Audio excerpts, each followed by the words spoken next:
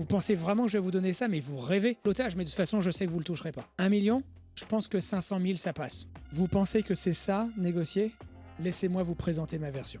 Négocier, c'est de trouver un terrain d'entente à des positions, des objectifs ou des enjeux qui peuvent être divergents. En règle générale, les gens ont peur du conflit, mais le conflit n'est que l'expression d'un désaccord, et c'est normal qu'on ne soit pas tout le temps d'accord. C'est d'ailleurs pour ça que si on était tout le temps d'accord avec tout le monde sera un enfer. La négociabilité d'une situation dépend avant tout du rapport de force. C'est pour ça que d'ailleurs que quand vous êtes tout puissant, vous n'avez pas besoin d'être un bon négociateur. Parce que comme le disait Trump, à juste titre, l'extorsion rapporte plus que la coopération. On considère qu'on négocie entre 2 et 20 fois par jour. Pour bien négocier, dans un premier temps, il vous faut une forte appétence au conflit. Si vous êtes évitant au conflit, évidemment, vous aurez tendance à vous soumettre, ce qui va provoquer de la frustration chez vous. Ensuite, il vous faut évidemment de l'empathie, de l'écoute active, de la gestion du stress, de la maîtrise émotionnelle, mais je dirais ça c'est la partie soft skill.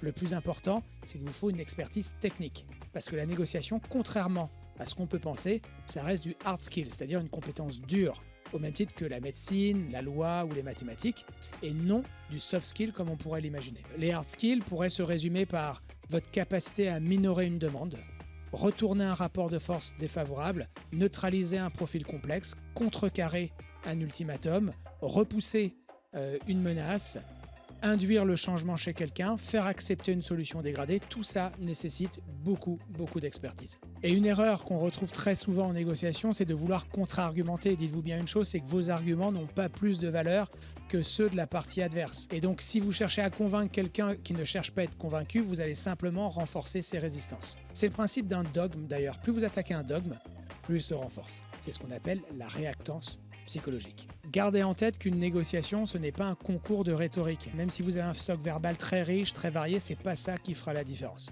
Votre capacité à induire le changement sera nécessaire, notamment pour reprendre l'ascendant sur votre interlocuteur. Faut-il toujours négocier? Dites-vous bien que négocier vous permet de préserver la qualité de la relation. Des psychopathes, des sociopathes ou même des pervers peuvent devenir de très bons négociateurs puisqu'ils sont prêts à sacrifier la relation.